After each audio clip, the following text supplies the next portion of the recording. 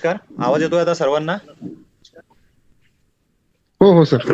हो सर, येतोय आवाज. तर आजचा आपला विषय आहे बचत गटांच्या बचत गटाचं रजिस्ट्रेशन झालेलं आहे. तर रजिस्ट्रेशन झाल्यानंतर सुद्धा आता आपल्याला काम मिळालेलं नाहीये. तर आपल्याला काम कसं मिळवता येईल? त्यासाठी त्या पद्धतीचे कामं कुठल्या डिपार्टमेंटकडनं आपल्याकडे मिळतात आणि ते काम आपल्याला कशा पद्धतीने घ्यायचे याची पूर्णपणे माहिती आपण आजच्या व्हिडिओमध्ये घेणार आहे. त्यानंतर हा विषय झाल्यानंतर लगेचच आपला दुसरा विषय आहे, जे कोणी सुशिक्षित बेरोजगार आहे तर सुशिक्षित बेरोजगारांचे प्रकार किती. कारण प्रत्येक व्यक्तीला असं वाटतं मी सुशिक्षित बेरोजगार आहे, पण त्यामध्ये सुद्धा प्रकार पडतात. जसे की सुशिक्षित बेरोजगार अभियंता, ज्यांना शासकीय कामे घ्यायची आहे, त्यांना बांधकामाची कामे घ्यायची आहे, तर ते सुशिक्षित बेरोजगार आहे, पण त्याची स्पेसिफिक कॅटेगरी जी येते ती अभियंता म्हणून येते. तर अशा पद्धतीच्या कुठल्या कुठल्या कॅटेगरीज असतात. आपल्याला जिल्हा परिषद मध्ये नोंदणी करण्यासाठी काय काय डॉक्युमेंट्स वगैरे लागतात याची पूर्णपणे डिटेल्स आज आपण दोन्ही व्हिडिओच्या माध्यमातून आज पूर्णपणे आपण हा विषय इथे समजावून घेणार आहे. तर सुरुवात करतोय मी अगोदर महिला बचत गट नोंदणी. आणि महिला बचत गट नोंदणी झाल्यानंतर आता काय काय खबरदारी घ्यायची आहे आणि कशा पद्धतीचे कामं मिळण्यासाठी आपल्याला काय काय डॉक्युमेंटची पूर्तता करायची आहे, ते पूर्णपणे डॉक्युमेंटची पूर्तता आपण आजच्या व्हिडिओमध्ये पूर्णपणे शिकणार आहोत. या व्हिडिओमध्ये आपल्याला माहिती कळेल की आपल्याला आता अशा पद्धतीचे कामं घ्यायची तर काय डॉक्युमेंट दिले पाहिजे. आपले जर काही डॉक्युमेंट कमी असतील तर आता आपण कुठले डॉक्युमेंट जमा करून ते कामं आपल्याला कसे मिळवता येतील, या सगळ्या गोष्टी आपण आत्ताच्या याच्यामध्ये पूर्णपणे क्लिअर करणार आहोत. त्या अगोदर सर्वप्रथम सुरुवात करतो.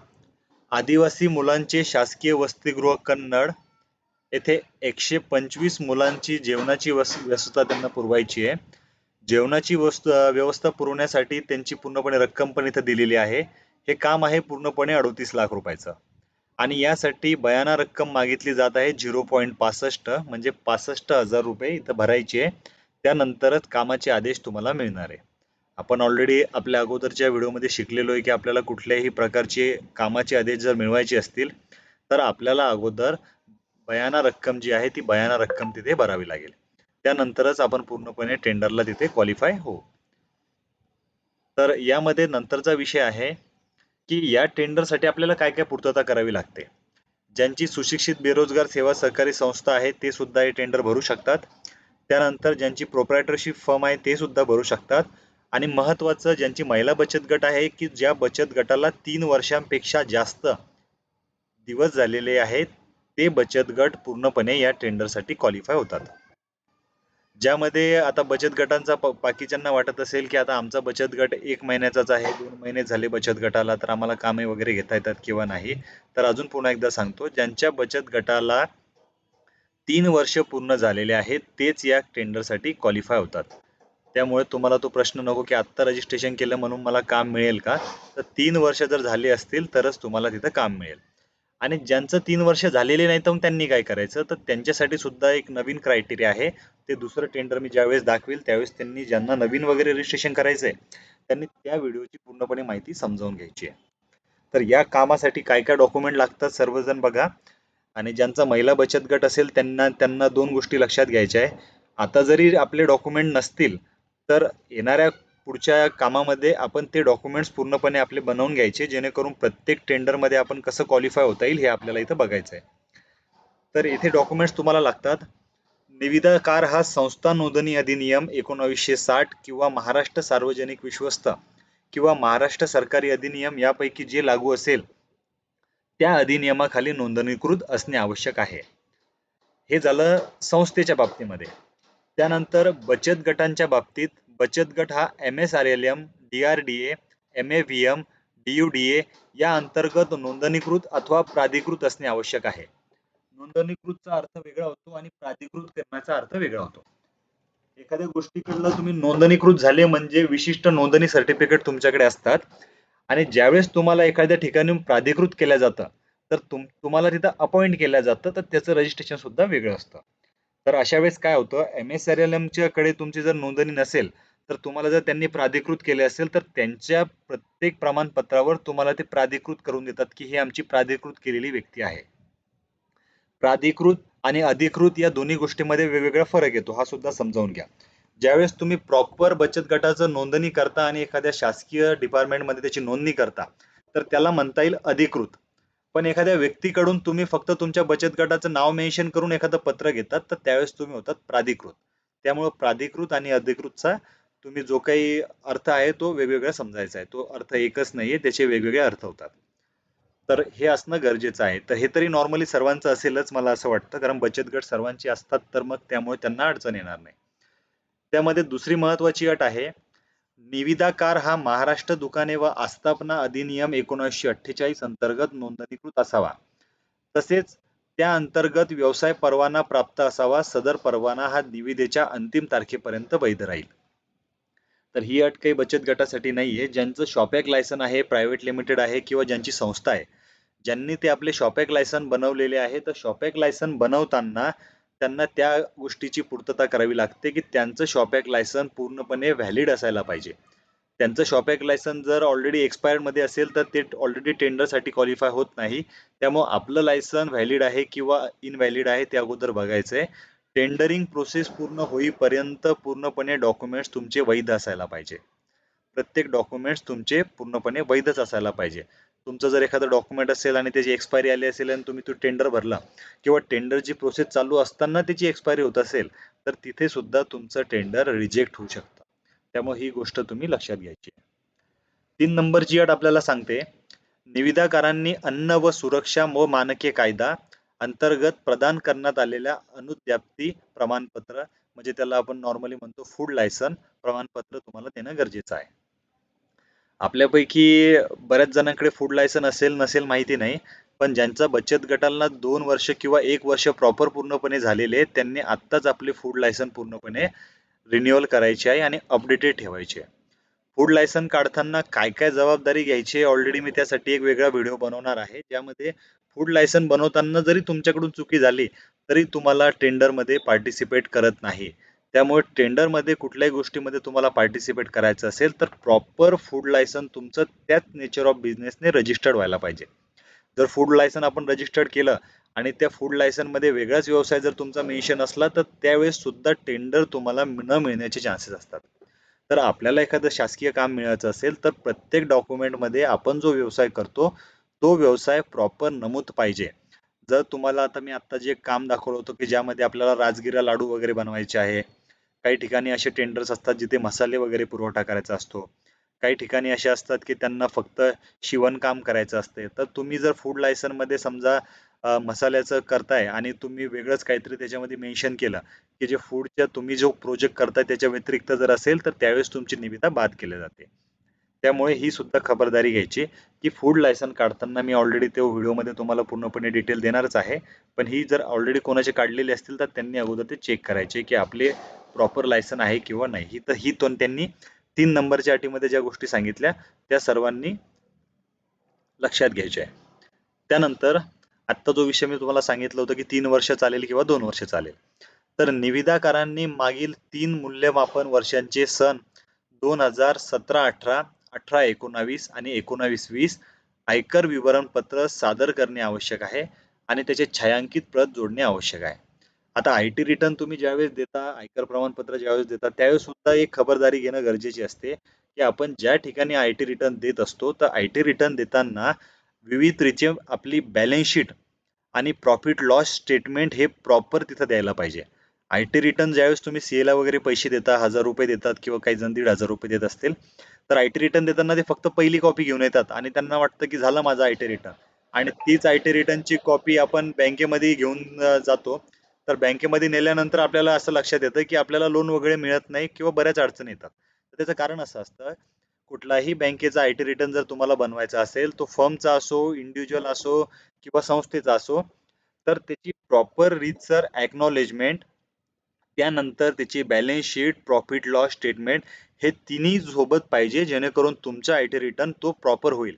आयटी रिटर्न म्हणजे फक्त एक्नॉलेजमेंटची पहिली कॉपी नाही, त्यासोबत मी पुन्हा एकदा सांगतो, balance sheet, profit loss statement आणि जर एखाद्याला पेएबल असेल तर त्यांनी त्याची पेमेंट पैसे भरण्याची पावती, या तिन्ही चारी गोष्टी प्रॉपर सोबत जोडायच्या आहे.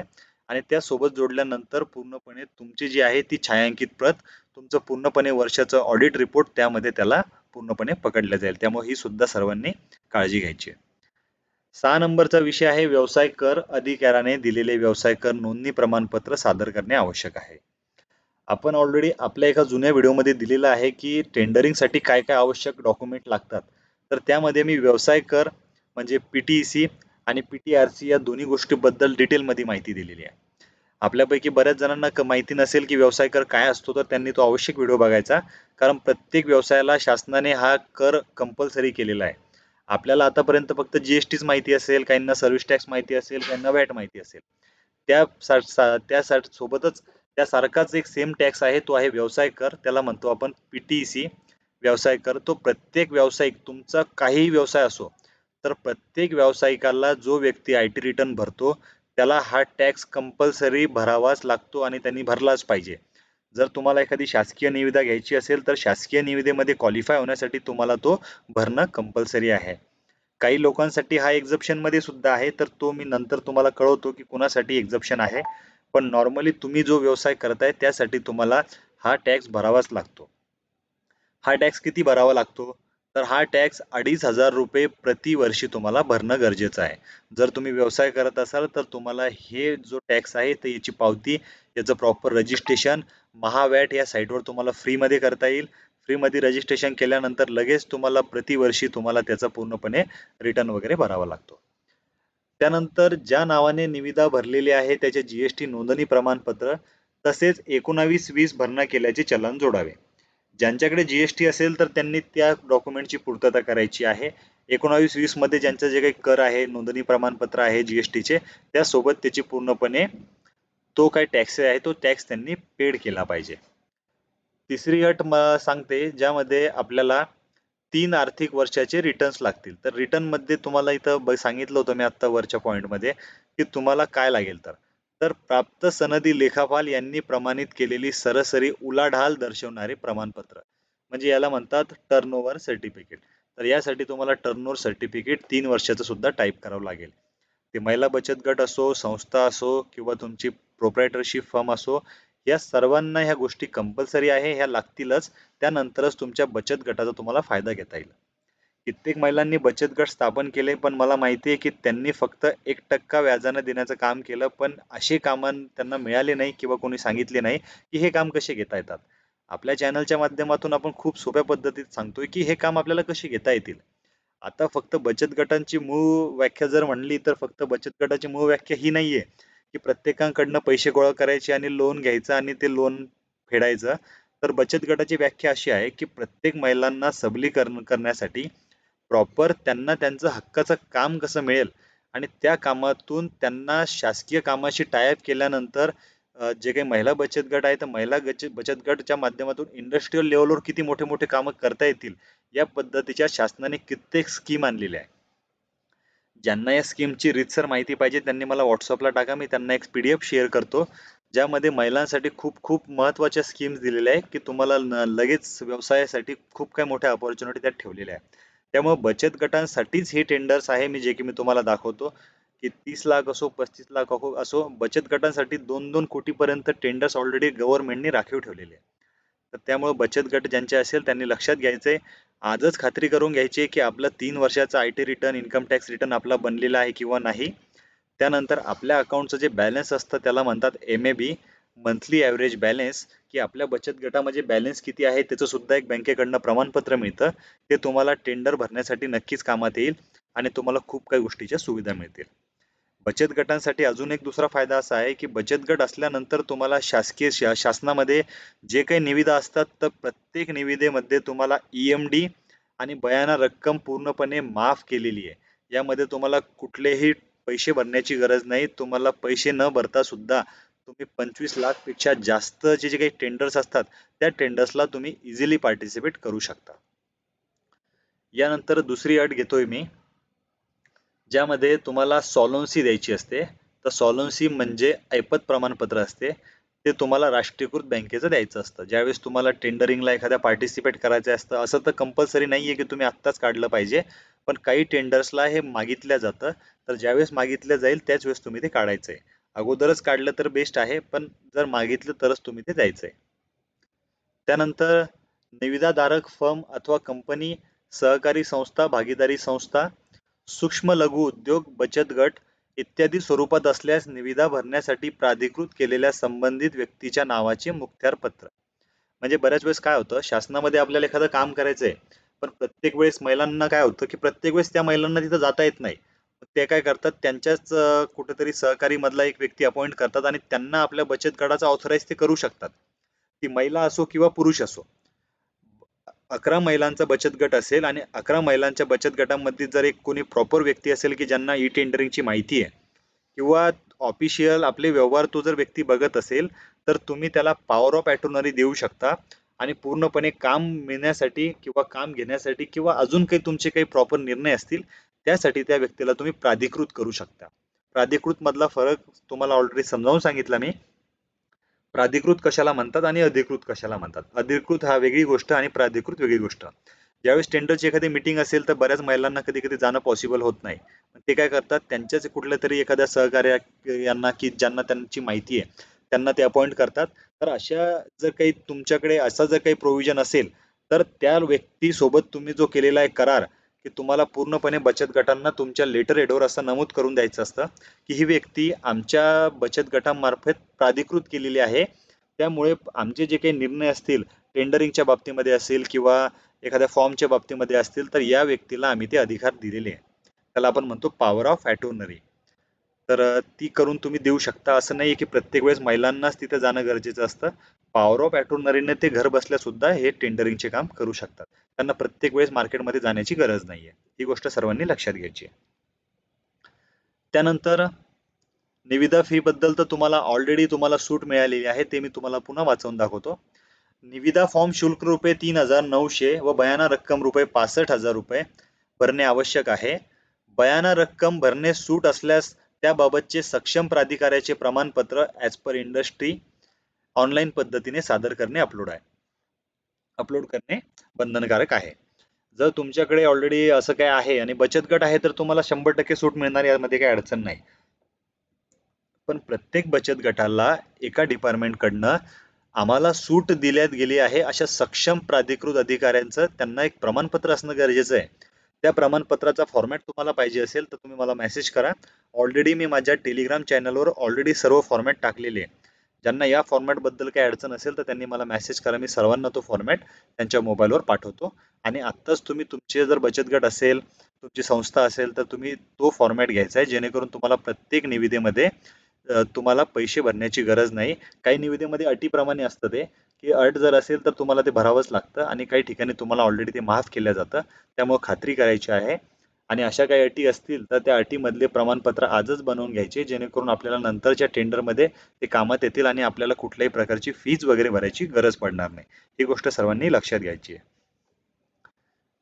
ते प्रमाणपत्र आपल्याला गरजेचंच आहे. असं नाहीये की फक्त माझं रजिस्ट्रेशन झालं म्हणून मला गरज नाहीये.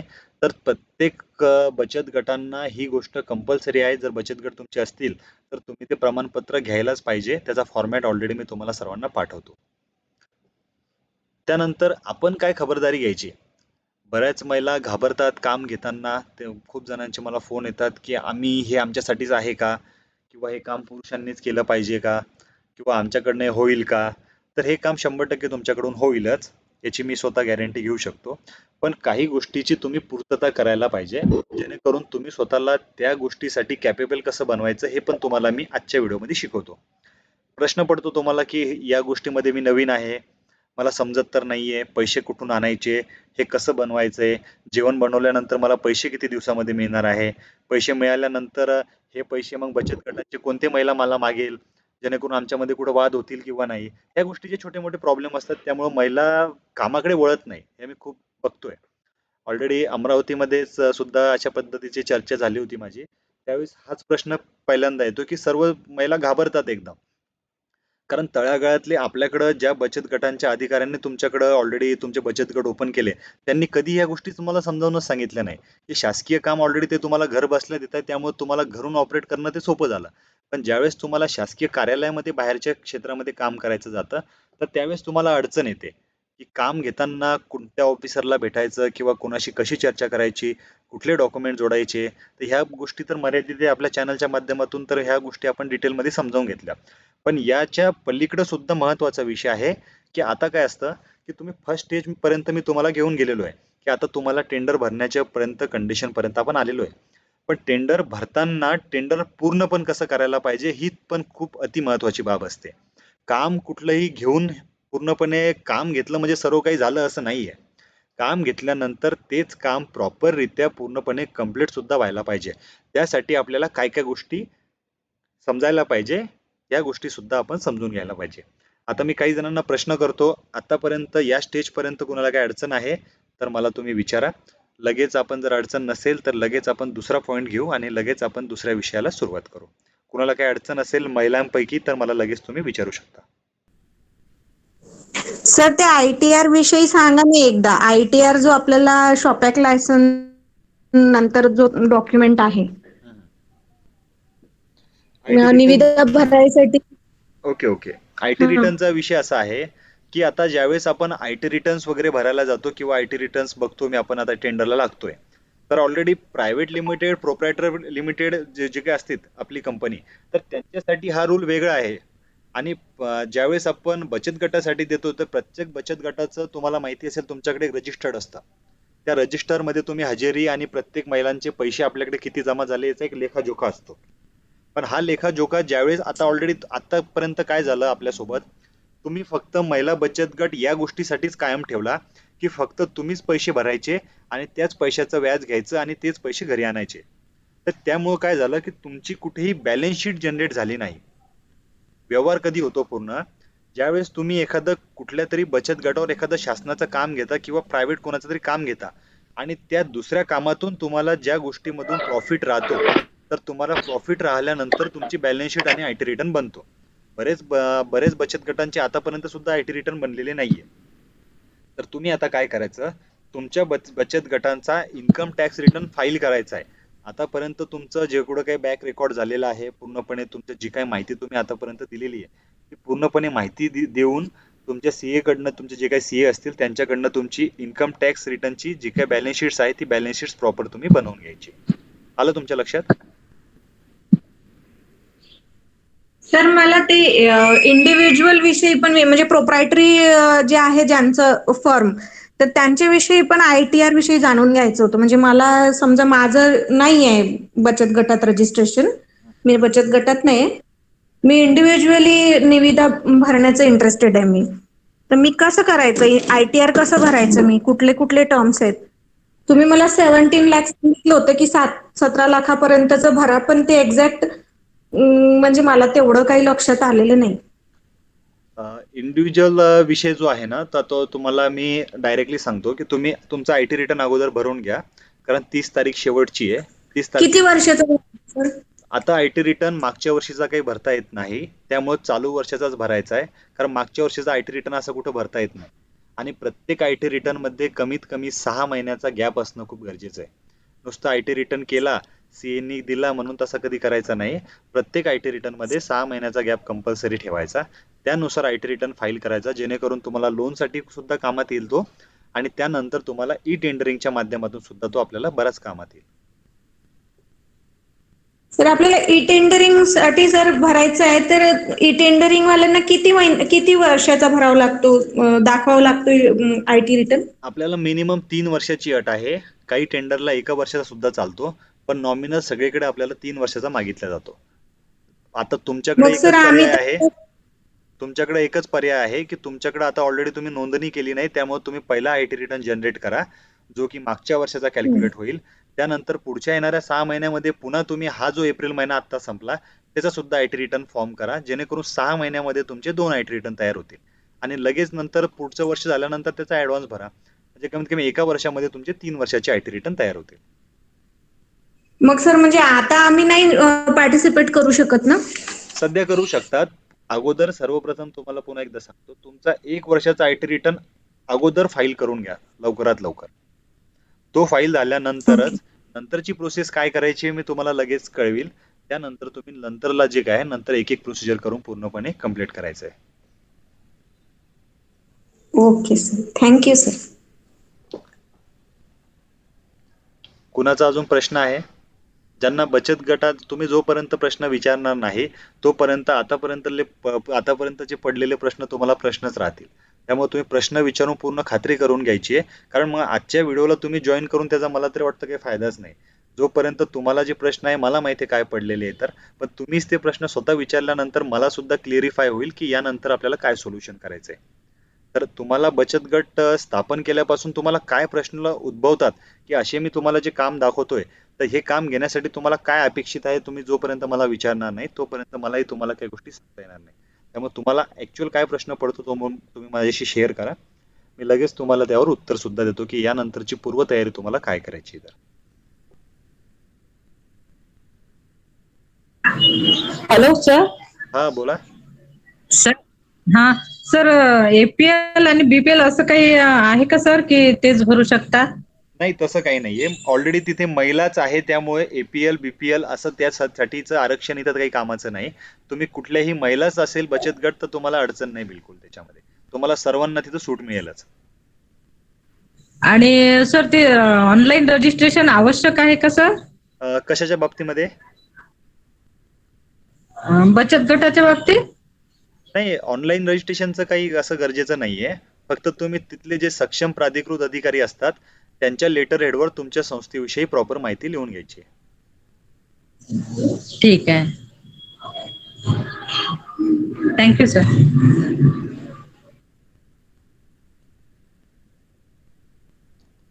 अजून बचत गटाबद्दल कोणाचे काही प्रश्न आहे का? कारण आपण हा नंतर विषय घेत नाहीये, आपण नंतर समोर समोर जातोय, त्यानंतर मागचे प्रश्न कोणाचे उरायला नको.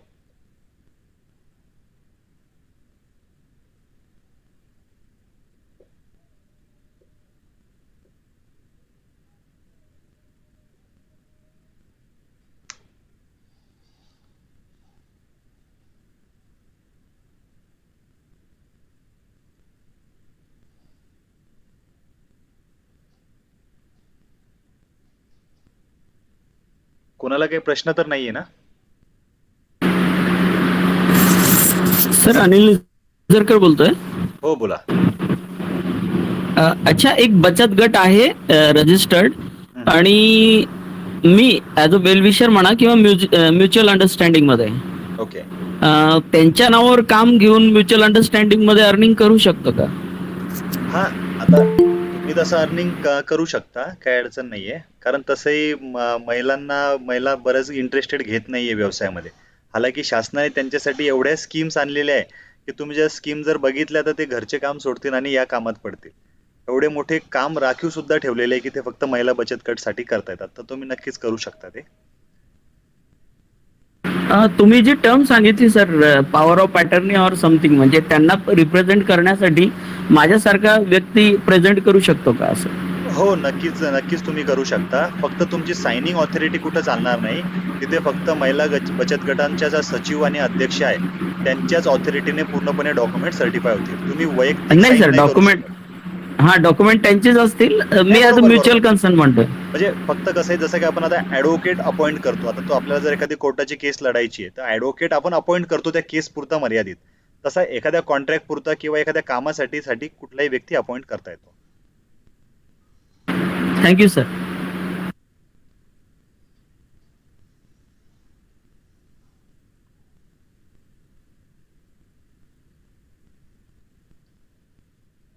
अजून कोणाला काही प्रश्न विचारायचे? पुरुषांनी जरी विचारले तरी अडचण नाही, ते नक्कीच घरी त्यांना मदत करतील बचत गटांना. सर बचत गटामध्ये अध्यक्ष किंवा सचिव समजा निरक्षर असलं तर चालतो का? चालेल चालेल चालेल. चालतं ना, त्यांचं खातं ओपन करायला काय अडचण येत नाही ना? नाही, आता हे बघा, निरक्षर आहे त्याचं ऑलरेडी आधार कार्ड आणि पॅन कार्ड असलं तरी बेस्ट आहे. असं साक्षरच असलं पाहिजे असं काही नाहीये, कारण बचत गट हा सर्वांसाठी आहे, सर्व महिलांसाठी कॉमन आहे बचत गट, त्यामुळे स्पेशली त्याच्यामध्ये अट नाहीये. हो ठीक आहे सर.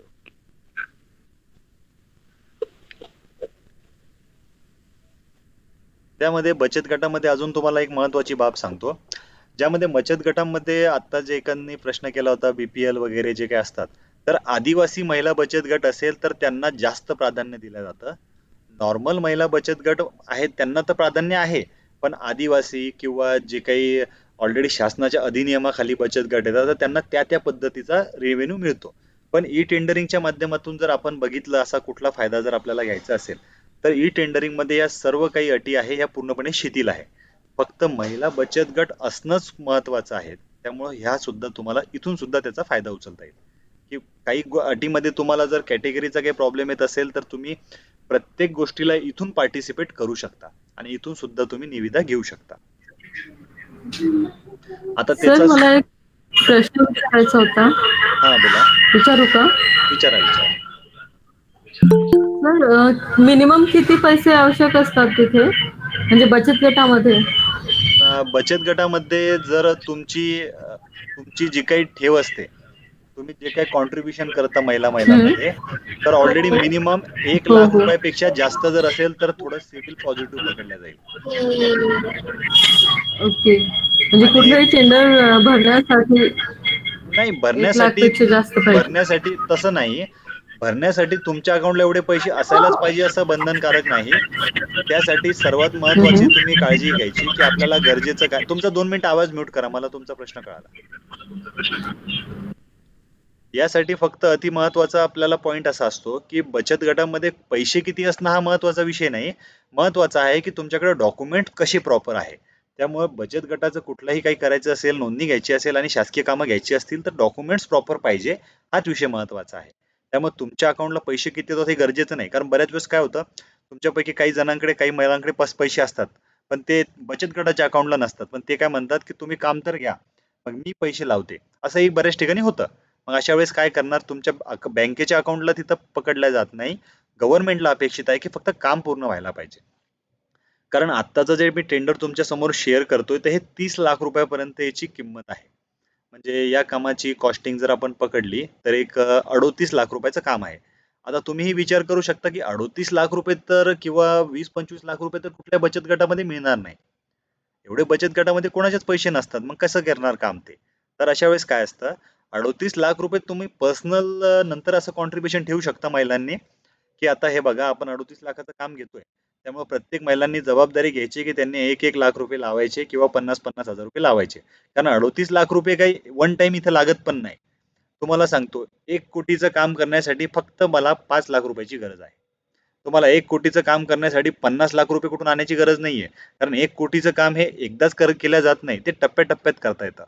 आता हे जे आदिवासी मुलांचं शासकीय वसतिगृहामध्ये जे काही जेवण वगैरे पुरवायचंय, तर हे जेवण पुरवायचे म्हणजे डायरेक्ट तुम्हाला एक पहिल्याच दिवशी 38 लाख रुपयाचं जेवण त्यांना पुरवायचं नाहीये. हे जेवण त्यांना मंथली बेसवर द्यायचंय. मग 38 लाख भागीला याला 12 मध्ये, म्हणजे 12 महिन्यामध्ये याला भागाकार करा 38 लाखाला. 38 लाखामध्ये 12 महिन्यामध्ये भागाकार केल्यानंतर एका महिन्याला खर्च किती येणार आपल्याला तुम्हाला माहिती आहे. तेवढाच खर्च आपल्याला लागेल. तो कधी लागेल? तो खर्च आपल्याला लागेल पूर्णपणे एका महिन्यामध्ये. मग एका महिन्यामध्ये लागेल म्हणजे एका महिन्यात पूर्ण द्यायचा आहे का आपल्याला तो? नाही. मग एका महिन्यामध्ये किती दिवस असतात?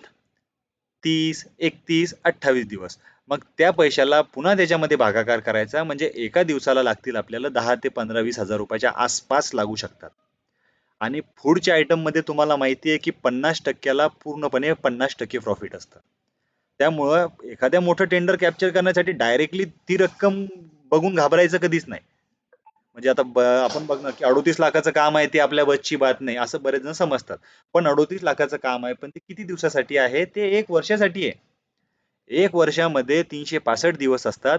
तर 365 दिवसांपैकी आपल्याला 1 महिना येतो. 1 महिन्यामध्ये आपल्याला प्रत्येक दिवसाला किती खर्च लागतो याचं ॲव्हरेज करायचं. ते ॲव्हरेज तुमच्या समोर मी ऑलरेडी दिलं. ज्यामध्ये लिहिलेलं आहे की 125 विद्यार्थ्यांना तुम्हाला फक्त जेवू घालायचंय.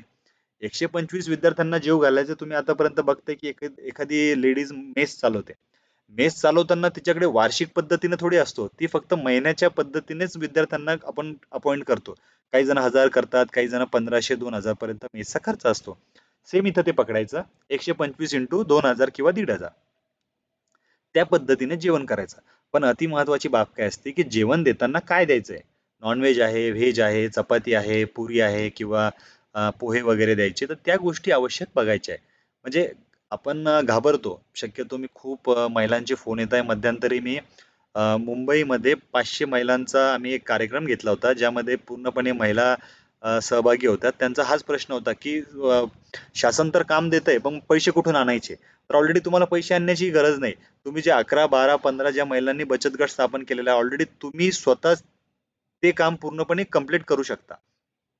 11 महिलांना मी जर सोप्या भाषेत जर समजलं तर मी तुम्हाला सांगतो, एक फॉर्म्युला देतो. एकेका महिलांनी 15,000 रुपयाची रिस्क घ्यायची. 15,000 इंटू उदाहरण नॉर्मली मी 11 महिलांचा बचत गट बघतो. तर आता तुम्हीच कॅल्क्युलेशन करा. 15 इंटू 11 किंवा 15 इंटू 15 महिला आपण बघू. तर 15 इंटू 15 जर केले, 15 इंटू 15,000, तर आपल्याकडे ऑलरेडी जमा होतात 2,25,000 रुपये. म्हणजे बघा, फक्त तुम्ही हे कॅल्क्युलेशन विसरायचं नाही. बचत गट स्थापन केला याचा अर्थ असा नाही की मी करते आणि त्यांना मला घ्यायचं नाहीये. बचत गट केला सर्वांना जबरदस्ती तिथं घ्यायचंच, कामासाठी सर्वांना प्रोत्साहन करायचंच, कारण तुम्ही एकमेकांचा विचार करणार, त्याच वेळेस तुमचा विचार ऑटोमॅटिकली होईल. त्यामुळे ही गोष्ट सुद्धा लक्षात घ्या. 15 इंटू 15 केल्यानंतर 2,25,000 रुपये तुमच्याच मैत्रिणीने तुम्हाला दिलेले आहे. आता 2,25,000 रुपयाचे तुम्ही स्वतः मालक झालेले. आता 2,25,000 मध्ये तुम्ही एक महिना काढू शकतात किंवा नाही मला सांगा. 100% 115 मुलांचं जेवण तुम्ही 2,25,000 काय, तुम्हाला 1-1.5 लाख रुपयामध्येच तुम्ही ते जेवण 100% करू शकता पूर्ण. तर पैसे जमा करायचे असतात असे. पैसे असे जमा होत नसतात की बँकेच्या भरोश्यावर लोन काढणार आणि त्या भरोश्यावर मी टेंडर भरणार. अशा पद्धतीने कुठलेही भविष्यात टेंडर भरता येत नाही आणि त्या गोष्टीने महिला उद्योजक कधी बनणार पण नाही. महिला उद्योजक बनायचं असेल तर अगोदरची सुरुवात असते तुमची. तुमची सुरुवात जर पूर्णपणे फुलफिल असेल तर तुम्ही फक्त 15,000 गोळा करायचे आणि बँकेमध्ये ठेवायचे, तर तुमचं सिव्हिल ऑटोमॅटिकली चांगलं होईल. आणि तुमचं सिव्हिल चांगलं झाल्यानंतर ऑटोमॅटिकली बँक सुद्धा लोन तर देईलच, प्लस तुमचं काम हे तुमच्या स्वतःच्या हक्कानं तुमचं काम तिथं पूर्ण होईल. आणि ज्या व्यक्तीला तुम्ही ज्यावेळेस आता किराणा वगैरे मागवणार, ऑटोमॅटिक तुमचं तिथं क्रेडिट पण बनेल आणि हळूहळू तुम्हाला लोन फॅसिलिटी किंवा या गोष्टीमधून तुम्हाला अर्निंग सुद्धा होईल. एका महिन्याचे पेमेंट तुम्हाला लगेच मिळतंय असं पण नाहीये की 1 वर्षाचं काम केल्यानंतर मला 1.5 वर्षानंतर पैसे मिळेल किंवा नाही. हे आपल्या मेस सारखंच आहे. एखाद्या कॉलेजच्या विद्यार्थ्यांना आपण मेस देतो. मेस दिल्यानंतर त्याला सांगतो की बाबा तू आता ऍडव्हान्स, आता तुझा महिनाच वगैरे संपतोय, आता तू पैसे दे. इथेही तुम्हाला तेच करायचंय. एका महिन्यामध्ये जेवढे मुलांनी विद्यार्थ्यांनी तुमच्याकडे जेवण केलं, लगेच त्यांचं बिल सादर करायचं. म्हणजे तुमची जी झालेली इन्व्हेस्टमेंट आहे 2,25,000 रुपये, ते लगेच तुम्हाला बिल सुद्धा क्रेडिट होईल. ऑलरेडी तुमचं प्रॉफिट तिथून डबल होत जाईल आणि लगेच तुम्हाला पूर्णपणे तिथून रिलॅक्सेशन मिळेल. तुम्हाला कुठलंही बर्डन नाहीये. किती सोपं काम आहे. तर काम कुठलं आहे हे पण बघणं गरजेचं असतं. त्यामध्ये आता तुम्हाला काम सुद्धा दाखवतोय. तुम्हाला किती वेळ जेवण द्यायचं आहे, जेवणामध्ये किती तुम्हाला क्वांटिटीमध्ये द्यायचं आहे, 10 ग्राम काय द्यायचं आहे, तर मी तर तुम्हाला बघा तुम्ही गहू, बाजरी, ज्वारी, भात, डाळ, भाजीपाला, कंद भाजी यामध्ये तुम्हाला फुल जेवण द्यायचं त्यांना. त्याला अमर्यादित पोटभर जेवण म्हणता येईल. त्यानंतर नाश्त्यासाठी विद्यार्थ्यांना उपमा, पोहे, साबुदाणा, खिचडी, शिरा यापैकी एक, हे पण लक्षात घ्या, यापैकी एक द्यायचंय दररोज. मग अशा वेळेस काय करायचं, एक दिवस उपमा द्यायचा सोमवारी, मंगळवारी पोहे द्यायचे, नंतर बुधवार गुरुवार साबुदाणा खिचडी असं वेगवेगळं द्यायचं, जेणेकरून तुमच्या 7 दिवसाचा क्रायटेरिया बनवायचा. प्रॉपर तिथं तुम्ही तुमच्या जे काही बचत गट असतील, तुमचं जिथं तुम्ही किचन्स वगैरे ठेवणार आहे तिथं पूर्णपणे तो विषय तिथं मेन्शन करायचा आहे. तो पण तुम्हाला किती द्यायचा आहे, 100 ग्रॅम पर्यंत त्यांना द्यायचा आहे. दूध, साखर, त्यानंतर इथं नॉनव्हेजची पण मागणी केलेली आहे, तर नॉनव्हेज पण देऊ शकता. इथे देऊ शकता म्हणजे तुम्हाला द्यावंच लागेल. शाकाहारी, तर याचं कॅल्क्युलेशन काढायचं की याला आपल्याला किती खर्च येऊ शकतो आणि त्या पद्धतीने तुम्हाला इथं द्यायचं आहे. बघा सर्व गोष्टी मी तुम्हाला इथं ऑलरेडी स्क्रीन वगैरे थांबवतोय, जेणेकरून तुम्हाला प्रॉपर बघता येईल. सर्वजण बघून घ्या.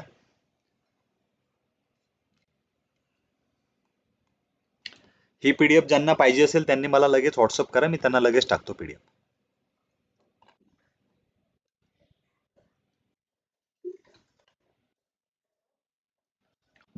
हा बोला बोला.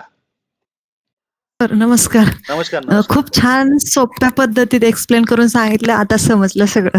हा नाही, तुम्हीच मला बऱ्याच वेळेस प्रश्न करतात की पैसे, म्हणजे मलाच ऑलरेडी तुमची हा काळजी पडते म्हणजे की आता तुम्ही पैसे कुठून आणणार आणि घाबरून जातात तुम्ही डायरेक्ट. नाही, पण आता समजलं सगळं, म्हणजे नाही का छान एक्सप्लेन केलं की प्रत्येक महिन्याला त्यांचं पेमेंट येतं ना, मग काय प्रॉब्लेम नाही. काहीच मग नाही, 1 महिन्याचं आपण मॅनेज करू शकतो ना. मला वाटलं 6 महिने वर्ष असं लागत असेल, मग कसं बिलकुल मॅनेज नाही. करणार आपण एवढं. महिन्याला येतं म्हटलं मग काहीच प्रॉब्लेम नाही, तेवढं तर करू शकतात महिला. महिन्याच्या महिन्या पण येतात. आणि अजून तुम्हाला एक सांगतो सोयीस्कर काय ऑप्शन आहे आपल्याकडे अजून. तुम्ही 15 दिवस जर प्रॉपर जेवण दिलं आणि त्यांच्याकडे कुठल्याही प्रकारची जर तक्रार सर नसेल तर तुम्हाला तरी सुद्धा पैसे मिळतात 5 ते 6 दिवसाचे. म्हणजे तीही अडचण नाहीये, बिलकुल अडचण नाहीये. नाही मग छान आहे, चांगलं आहे. मग महिलांना चांगलं जमण्यासारखं आहे, म्हणजे एवढं काय हे नाही. महिलांना जमण्यासारखं आहे, पण महिलांना महिलांनी फक्त करायला पाहिजे. पैशांचाच प्रॉब्लेम आहे. नाही, फिरून फिरून तिथंच येतं ना सर, की पैशांचा प्रॉब्लेम कशा मॅनेज करणार आणि गव्हर्नमेंटचं बिल कधी येते. पण आता तुम्ही एकदम छान सांगितलं एक्सप्लेन करून, की महिन्याला पेमेंट येतं, त्याच्यामुळं सोपं आहे, काही प्रॉब्लेम नाही. पैशाचं हे बघा, पैसा कमवण्याच्या अगोदर पैशाचं नियोजन कसं करायचं हे जर आपण हो शिकलो, तर हो आता हो आपल्याकडे काय होतं की मला कसं अपेक्षित आहे, तुम्हाला मी सांगतो, ज्यावेळेस मी 500 महिलांचं प्रशिक्षण तिथं घेतलं, तर माझ्या असं निदर्शनात आलं, एक महिला वरचढ होती त्याच्यामध्ये. म्हणजे त्यांनी काय केलं, 11 हो महिलांनी, असतात ना. हा नाही, वरचढ म्हणजे त्या पद्धतीने वरचढ म्हणत नाही मी, एक व्यवसायामध्ये वरचढ म्हणजे त्यांनी काय केलं, प्रत्येक हा महिलांनी काय हा केलं, एकांनी काय केलं की मी भोजन ठेका मी घेईल, तर दुसरी महिला त्याच्यामध्ये हात घालत नाही. हा तिसऱ्या महिलांनी काय केलं, हा हा हा किराणाचं सप्लायचं काम तिनं केलं स्वतः. आणि हम्म प्रत्येक हम्म महिलांनी काय केलं, 11 महिलांनी 11 बिझनेस निवडलेले आहे. आणि एकमेकांच्या बिझनेस मध्ये ओके कोणी ओके. पाहत नाही आणि सगळा व्यवहार हा करतात हा एकाच बचत गट खाली. आणि एकत्र. त्यांचा ओके तुम्हाला ओके. सांगतो, एका महिन्याला त्यांचा 35 लाख रुपये त्यांचा टर्नओव्हर आहे. एका महिन्याला म्हणतोय मी तुम्हाला, वर्षाला नाही. अरे 35 बापरे. लाख रुपये टर्नओव्हर करताय त्याच्यामध्ये फायदा काय होतोय, की कुठल्याही महिलेला जर टर्नओव्हरचा विषय असला तर ऑटोमॅटिकली सगळ्यांचा टर्नओव्हर एकमेकांना कामात येतो. हो शेवटी त्यांनी एका छताखाली काम केलं. कामाला येतं, बरोबर आहे. हो तर असं हो काही हो हो. थोडंसं तुमचं म्हणजे एकमेकांसोबत जर ट्रान्सपरन्सी असेल, तर 35 लाख रुपयाचं काम करण्यासाठी फक्त हम्म. प्रत्येक महिलांना जास्त नाही सांगत, 10,000 रुपये इन्व्हेस्टमेंट करायची गरज पडेल, जास्त सुद्धा नाही. हो हो बरोबर आहे.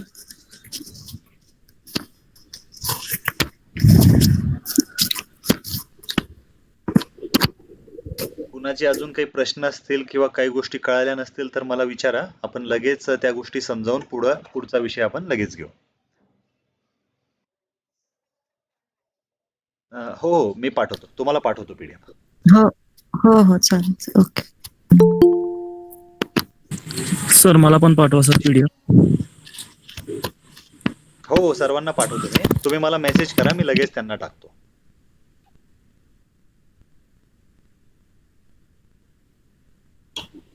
तर आता याबद्दल कुणाला प्रश्न नाहीये, बिलिंगच्या वगैरे सगळ्या गोष्टी मी डिटेलमध्ये सगळ्यांना समजावून सांगितल्या. आणि बिलिंगच्या बाबतीमध्ये मला नाही वाटत आता कुणाला काही अडचण असेल, कारण बिलिंग वगैरे हा विषय तर नंतरचा येतो, ज्यामध्ये तुम्हाला जेवण वगैरे दिल्यानंतर तुम्हाला सगळ्या गोष्टी लक्षात येतील. त्यानंतर आपण काय खबरदारी घ्यायची, माझ्या हक्काचे पैसे मला कसे मिळायला पाहिजे, या स्ट्रॅटेजी मी तुम्हाला नंतर शिकवणारच आहे.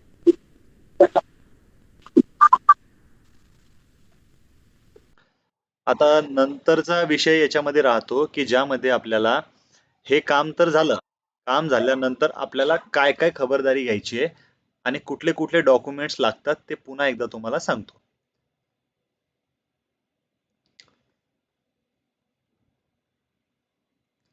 आत्ता तुम्हाला मी एक विषय सांगितला होता, की ज्यामध्ये आपण जर विशिष्ट एखादी महिला आहे की जी आदिवासी भागातून येते आणि आदिवासी रिलेटेड महिलांचा जो काही विषय असतो तो आदिवासी रिलेटेड आहे, आणि त्यांना आदिवासीचा जो काही बेनिफिट्स आहे की आम्ही आदिवासी असल्याचा आम्हाला कसा फायदा मिळवता येईल, तर त्यांनी जर त्याचा विशिष्ट दाखला जर दिला तर टेंडरिंग मध्ये सुद्धा त्यांना फर्स्ट प्रेफरन्स दिला जातो, जो की तुम्ही बघा, ज्यामध्ये 3 नंबरचा पॉईंट तुम्हाला दिसत असेल, ठेकेदार आदिवासी असल्याचा दाखला.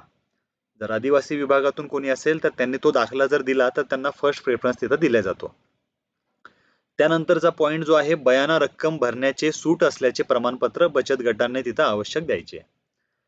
त्यानंतर काही महिला असे असतात की शहरी भागातील पुरवठाधारकाने आदिवासी महिला बचत गट, नगर परिषदेचे मुख्य कार्यकारी अधिकारी आणि ग्रामीण भागातील पुरवठाधारकांनी आदिवासी महिला बचत गट, पंचायत समितीचे गट विकास अधिकारी यांचे, तसेच आदिवासी बेरोजगार सेवा सहकारी नोंदणीकृत संस्था, लोकसेवा केंद्र संस्था यांनी सक्षम प्राधिकाऱ्याचे नोंदणी क्रमांकासह प्रमाणपत्र सादर करणे बंधनकारक आहे. म्हणजे तुमच्या बचत गटाला तुम्ही बघितलं असेल, असं कुठलं शॉपॅक लायसन वगैरे आपल्याकडे नसतं. बचत गट नोंदणी झाल्यानंतर तुमच्याकडे मला माहिती काय असतं, तर फक्त बँकेचं पासबुक असतं आणि एक रजिस्टर्ड असतं. पण प्रॉपर तुमचा बचत गट नोंदणीकृत कसा करायचा आहे, मग अशा वेळेस काय करायचं, नगर परिषदमध्ये जायचं आणि नगर परिषदमध्ये गेल्यानंतर त्यांच्याकडनं तुमच्या बचत गटाचे पूर्णपणे डॉक्युमेंट्स घेऊन जायचे आणि त्यांच्याकडनं तुमचं सक्षम प्राधिकृत अधिकाऱ्याचं प्रमाणपत्र आजच बनवून घ्यायचंय. ज्यांना प्रमाणपत्राबद्दल अडचण असेल की कसं फॉर्मॅट वगैरे असतो, तर तुम्ही आपल्या टेलिग्राम चॅनलवर बघा. मी ऑलरेडी डिटेलमध्ये फॉर्मॅट दिला. तो प्रमाणपत्र जर आपण सादर केलं तर प्रॉपर ते घेता येईल. मी सर्वांसाठी सांगतोय, शहरी भाग असो, आपण आदिवासी भाग असो किंवा अजून तालुका लेवलवर असो, तर सर्वांना हे कंपल्सरी आहे.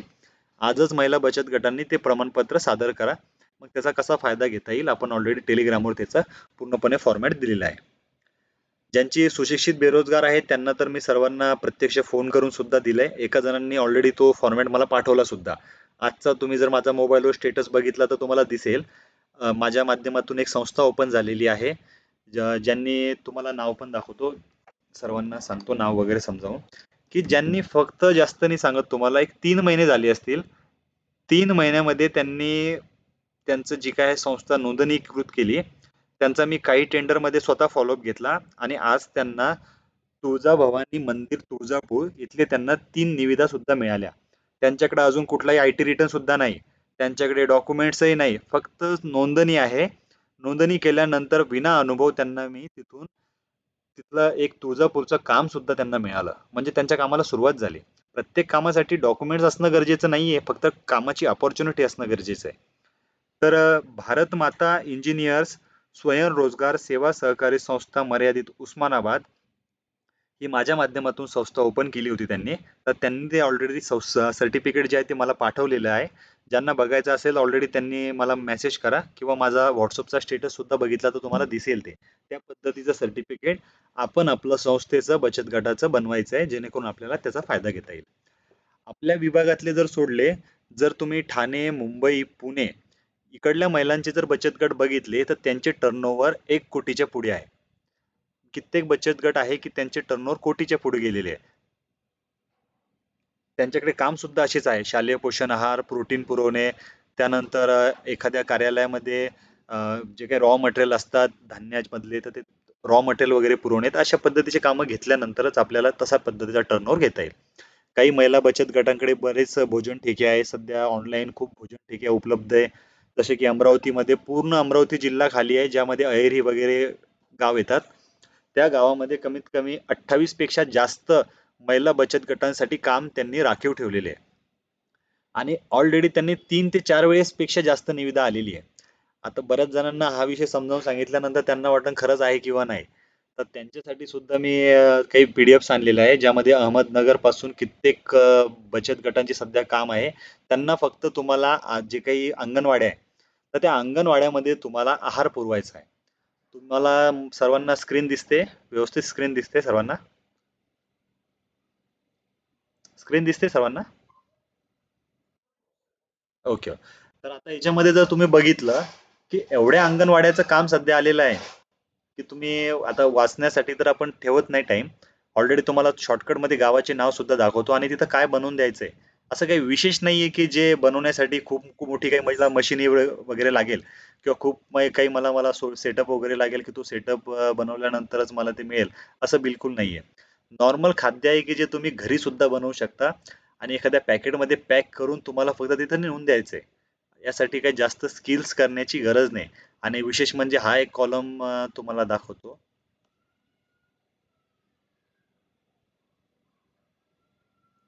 की ह्या फक्त यांच्यासाठी राखीव आहे. सर्व बघताय कॉलम तो? हा फक्त पात्र महिला बचत गट, महिला मंडळ आणि महिला संस्था फक्त यांनाच हे मिळू शकते. यामध्ये दुसरा कुठलाही व्यक्ती याच्यामध्ये पार्टिसिपेट करू शकत नाही, कारण हे फक्त महिला बचत गट साठीच राखीव ठेवलेलं आहे. तर अशी सुद्धा काम शासनाकडे आहे. तर असे काम आपल्याला कसे मिळवता येईल याचा आपल्याला प्रयत्न करायचा आहे. त्यानंतर आता तुम्हाला पुरवायचं काय इथे, तर त्याची पण तुम्हाला यादी पाठवतो. ज्यांना हे टेंडर पाहिजे असेल त्यांनी मला व्हॉट्सअपला मेसेज करा, मी त्यांना लगेच ते फॉरवर्ड करतो. ज्यामधून तुम्हाला लगेच बघता येईल की आपल्याला कशा कशा डॉक्युमेंटची पूर्तता करायची आहे आणि आपल्याला काय काय डॉक्युमेंट दिल्यानंतर आपल्याला हे टेंडर मिळेल. सर्वजण बघा, सोमवार, मंगळवार, बुधवार, गुरुवार, शुक्रवार, शनिवार यामध्ये तुम्हाला फक्त ह्या गोष्टी बनवायच्या आहे. आणि त्यासाठी तुम्हाला पैसे पण किती लागतात किंवा काय लागतात त्या दोन्ही गोष्टी तुम्हाला इथे दिलेल्या आहे. प्रतिदिन 8 आणि ऑलरेडी याची क्वांटिटी खूप आहे. या पद्धतीचं जेवण बनवण्यासाठी मला नाही वाटत मोठा इंडस्ट्रियल तुम्हाला काही सपोर्ट लागेल म्हणून. हे तुम्ही घरी बसून सुद्धा इझिली बनवू शकता. तुम्हाला फक्त पॅकेट करायचं आहे आणि खाली दिलेल्या गावामध्ये तुम्हाला ते पोच करायचं आहे. त्यामध्ये तुम्ही बघा इतक्या ठिकाणचं काम सध्या अवेलेबल आहे, ज्यामध्ये महानगरपालिकेमध्ये 15, म्हणजे हे फक्त अहमदनगरचं दाखवतो मी तुम्हाला, प्रत्येक जिल्ह्यामध्ये असं काम असतं. कित्येक हे बघा किती, आता मी डायरेक्टली तुम्हाला क्वांटिटी खाली दाखवतो, ज्यामध्ये जास्तीत जास्त आता ऑलरेडी इथं एका भागाच्या मला दाखवत आहे 94 जे काही नगरपालिकेच्या शाळा वगैरे आहेत तिथं तुम्हाला प्रोव्हाइड करायचे. तुम्ही घरी बसून किंवा घरी बनवून सुद्धा हे करू शकता आणि बाहेर लोकांना अपॉइंट करून त्यांना सुद्धा ते आउटसोर्स करू शकता. कित्येक ऑप्शन्स आहे. त्या अगोदर तुम्हाला इथं पोच करणं गरजेचं आहे, त्यानंतर तुम्हाला ते नक्कीच मिळेल. इथं तुम्हाला पूर्णपणे यादी पण दिलेली आहे की तुम्हाला कुठं पुरवायचं आहे. यामध्ये तुम्हाला हे घेण्यासाठी तुम्हाला काही डॉक्युमेंटची पूर्तता करावी लागते. ते डॉक्युमेंटची ऑलरेडी मी तुम्हाला सर्व माहिती टाकणार आहे. ऑलरेडी डॉक्युमेंट्स खूप डिटेलमध्ये समजून घेतल्यानंतरच आपल्याला त्याची माहिती मिळेल. नॉर्मली डॉक्युमेंट्स हा महत्त्वाचा मुद्दा नाही. मुद्दा आहे महत्त्वाचं ते काम करणं. जर तुमच्याकडे प्रॉपर तुमच्याकडे बचत गट आहे, प्रॉपर डॉक्युमेंटची पूर्तता जर तुम्ही केली तर तुम्हाला ते मिळेल. पण त्या अगोदर तुम्हाला मी जे 2-3 सर्टिफिकेट सांगितले, कारण तुम्हाला पहिल्या स्टेजमध्ये नेणं अगोदर गरजेचं आहे. जर तुम्ही पहिल्या स्टेजमध्ये आल्या त्यानंतर तुम्हाला दुसऱ्या स्टेजमध्ये कसं न्यायचं तर त्याची पूर्णपणे आपण एक स्ट्रॅटेजी बनवू, जेणेकरून प्रत्येक महिला बचत गटांना नक्कीच कसं काम मिळेल आणि ते काम आपल्याला कसं मिळवता येईल याचा आपण नक्कीच प्रयत्न करू. कोणाला काही प्रश्न आहे? आत्ताचा पॉईंट आपण जे काही पॉईंट्स घेतले महत्त्वाचे पॉईंट्स होते, त्या पॉईंट्स बद्दल कोणाचे काही प्रश्न असतील तर तुम्ही विचारू शकता. कोणाला काही अडचण असेल तर ते सुद्धा तुम्ही विचारा, जेणेकरून आपण त्यावर काय पर्याय काढता येईल आपण तो पर्याय नक्की शोधू.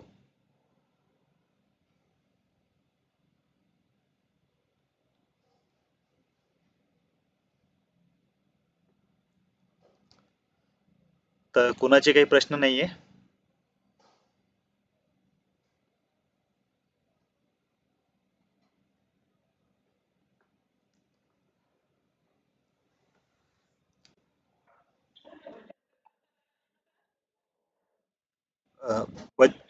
काय म्हणताय? पुन्हा एकदा विचारा.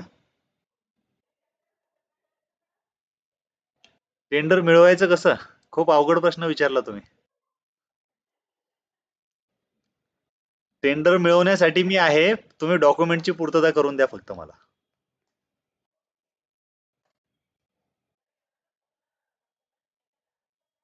डॉक्युमेंट डिटेल आहे, तुम्ही मला व्हॉट्सअपला मेसेज करा, मी लगेच तुम्हाला डॉक्युमेंट फॉरवर्ड करतो.